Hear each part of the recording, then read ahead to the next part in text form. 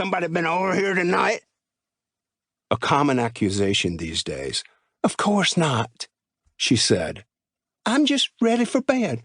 You're a whore. Come on, Stu. I'm sleepy. Let's go to bed. Who is he? He growled as he fell back against the door. Who is who? There's no one. I've been here all night with the kids. You're a lying bitch, you know that? I'm not lying, Stu. Let's go to bed. It's late. I heard tonight that somebody saw John Albert's truck out here a couple of days ago. And who is John Albert? And who is John Albert? Asked the little slut. You know damn well who John Albert is.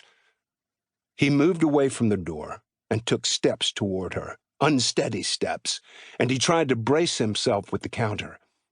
He pointed at her and said, You're a little whore, and you got old boyfriends hanging around. I've warned you. You're my only boyfriend, Stuart. I've told you that 1,000 times. Why can't you believe me? Because you're a liar, and I've caught you lying before. Remember that credit card? You bitch. Come on, Stu. That was last year, and we got through it. He lunged and grabbed her wrist with his left hand and swung hard at her face. With an open hand, he slapped her across the jaw, a loud popping sound that was sickening, flesh on flesh. She screamed in pain and shock. She had told herself to do anything but scream because her kids were upstairs behind a locked door, listening, hearing it all. Stop it, Stu, she shrieked as she grabbed her face and tried to catch her breath. No more hitting. I promised you I'm leaving, and I swear I will. He roared with laughter and said, Oh, really? And where are you going now, you little slut? Back to the camper in the woods? You gonna live in your car again? He yanked her wrist, spun her around, threw a thick forearm around her neck, and growled into her ear, You ain't got no place to go, bitch. Not even the trailer park where you was born. He sprayed hot saliva and the rank odor of stale whiskey and beer into her ear. She jerked and tried to free herself, but he thrust her arm up almost to her shoulders, as if trying mightily to snap a bone. She couldn't help but scream again, and she pitied her children as she did so. You're breaking my arms, Stu! Please stop! He lowered her arm an inch or two, but pressed her tighter. He hissed into her ear, Where you going? You got a roof over your head, food on the table, a room for those 2 rotten kids of yours, and you want to talk about leaving? I don't think so. She stiffened and wiggled and tried to break free, but he was a powerful man with a crazy temper.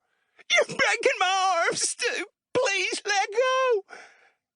Instead, he yanked hard again, and she yelled. She kicked back with her bare heel and hit his shin, then spun around and with her left elbow caught him in the ribs. It stunned him for a second, did no damage, but allowed her to pry herself free, knocking over a kitchen chair. More noise to frighten her children. He charged like a mad bull, grabbed her by the throat, pinned her to the wall, and dug his fingernails into the flesh of her neck. Josie couldn't yell, couldn't swallow or breathe, and the mad glow in his eyes told her this was their last fight. This was the moment he would finally kill her. She tried to kick, missed, and in a flash he threw a hard right hook that landed square on her chin, knocking her out cold. She crumpled to the floor and landed on her back with her legs spread. Her negligee was open, her breasts exposed.